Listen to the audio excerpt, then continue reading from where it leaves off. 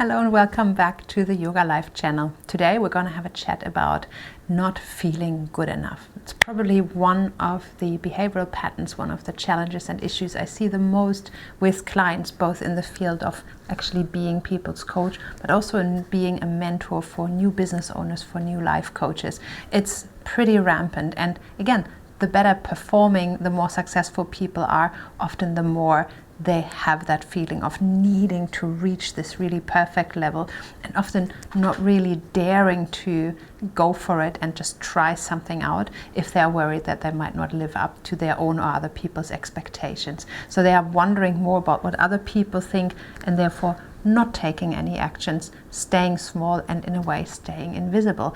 And it's a real shame because there's a lot of incredibly talented people out there, a lot of people with a lot of skills that we never get to see because wondering if they are good enough, they stay hidden rather than putting themselves out there.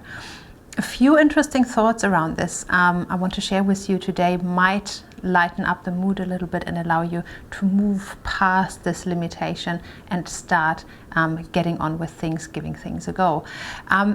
First of all, it's not something that we are born with. The fear of not being good enough is an acquired behavior. And again, it's often the messaging in our childhood that we get that gets us there. And funnily enough, for this particular one, it's often actually based on really, really well-intended acknowledgements that we are getting.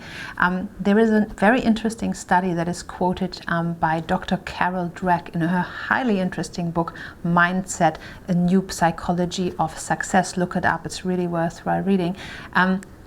She tells a story about a study that was being done on young children. What they did was they took a large group of young kids and divided them into two subgroups. All of those kids had to perform a puzzle that was really easy to do, so all of the kids got it right. However, half of the group was being acknowledged in the way of saying, "Wow, you're so smart, look at you, how amazing," versus the other group was being acknowledged for, "Well done, you gave it a go and you succeeded, that's awesome." So both were acknowledged, one for being smart, so pretty much a qualifier about who they are, the other ones for just doing a really good job, giving it a go. Now, the second set of tests was being performed on those same kids in those same groups. All of them got given a puzzle this time that was impossible to solve. And now watch out what the interesting results were. The group of kids that had been told that they were so smart actually in a percentage were much higher to lie about their results because obviously they had all failed. It was an impossible to solve test. So a lot of them would lie afterwards to their parents or to the people assessing them about whether or not they had passed or failed. And when given the option of doing yet another puzzle, most of those kids didn't really want to give it another try. They just wanted to quit and not give it another go. Now, the other group that had been acknowledged simply for having given it a go and being awesome for trying it out, they all failed as well because it was unsolvable. However, those kids didn't feel the need to lie about their results, and they also were quite open, most of them, to do another puzzle. What's the difference here? The difference is the messaging to one group of kids had been, "You are so smart," meaning that then when they failed the second test, it also messaged them on a subtle level that they maybe weren't as smart as they had thought or as other people had thought, meaning it was kind of a qualification of being less than, and they didn't then really feel they wanted to run the risk of getting more proof of not being good enough. Versus the other group that had just been acknowledged for giving it a try, they didn't attach any meaning about themselves to the whole task and making it or failing it. So to them it didn't really mean anything to give it another try. And I can say honestly about myself that I've, not knowing about this until a few years ago, often when my own son was young, told him, "Oh man, you are such a smart cookie, how awesome, look at you." And I've given him this messaging over and over again that I think he's really smart.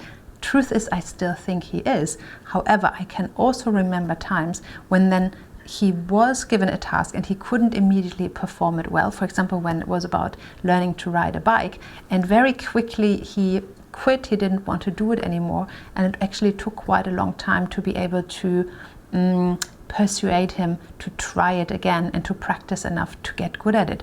Obviously, he learned how to ride a bike and he's good at it now, but it was a much bigger deal for him because the threshold of risking to fail for him was much higher than if I had just acknowledged him for giving it a go. But I didn't know better, and I think many parents in past generations had no idea. What we want as parents is obviously uplift our kids and tell them how great they are and how wonderful, and yet sometimes with this kind of messaging we can actually get the opposite effect. So think about it, whether you have been acknowledged for being so great, being so smart, and maybe now feeling that you can't really live up to that expectation, live up to that standard about who you are. It might be that much harder for you to choose to give things a crack and just start at it, even if you might not be right away really good at it.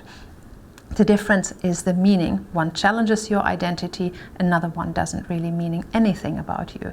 Now, the truth is, underneath it all, that being good at something will very rarely be something that you are born with. Getting good at something is merely a matter of deciding what it is that you want to put your energy and effort in, and then learning all the skills, learning the ropes of what it is that you are trying to do until you are getting good at it.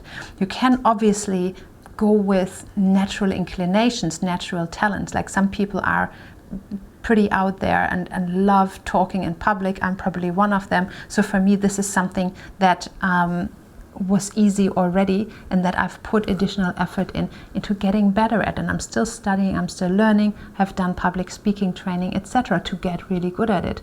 For some people, they just don't like to be in the limelight. They don't like to speak in front of other people. So they could still learn it if they chose and get really good at it, but maybe they have a natural inclination to either speak to smaller groups or to be more in the background, to do more detail level things and not like big picture activities. So find where your niche is and what it is that you are naturally inclined to do, where you're naturally feeling good, and then hone those skills. Not forgetting that if you need the other skill sets, you can also acquire them. It's probably a little bit more outside of your comfort zone, but everything you could possibly want can be learned. It's just about putting in the hour, putting in the effort to go from apprenticeship through becoming really good at something to then absolute mastery and artistry. It's a process we can all take with whichever skill we want to take.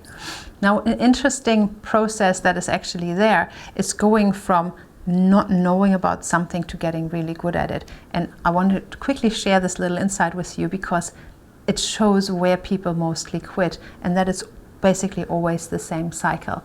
First of all, we are in something called unconscious incompetence. That's basically a state where we don't even know that we are not good at something. We don't really care either. We don't have the desire to learn something. Then it might come on our radar and we might decide, I want to get really good at this. So we are trying, we are persevering, and we are probably going to fail every now and then. I remember when I was learning to drive, it was a nightmare. I was so terrified of driving that I think my driving teacher sometimes got a little bit scared of the whole process as well. This is a stage where we are then in conscious incompetence. So we are very aware and very conscious that we have no clue what we are doing. That's the feeling when you're driving a car that you still have to figure out where the brakes are, where the accelerator is, how to steer, where to focus, and how to take in all the information that you have without crashing the car. Terrible.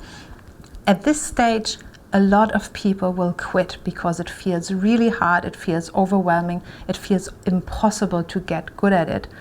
Yet when you are willing to do it over and over and over again, to fail, to try again, to improve, to ask for advice, to find a teacher, if you are persevering through this really uncomfortable stage where you are expanding your comfort zone and you're very well aware that you're not where you want to be, then you will eventually move on to the next stage, which is conscious competence. So you go from conscious incompetence, I know that I don't have a clue, to I know that I've got this. Conscious competence feels really good because you finally mastered the skill to at least a certain degree.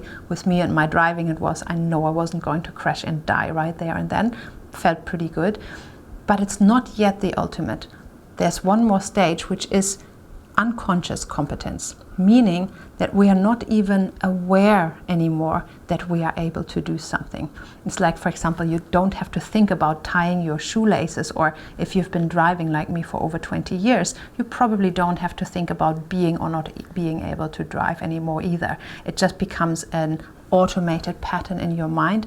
And if you're like anything like me, you might find that sometimes you're driving for an hour and arriving and kind of wondering how you got there because you weren't even focusing on the driving. You were so much in your thoughts that the whole driving process was an automated thing. And you're arriving and you're like, I can't believe I'm already here.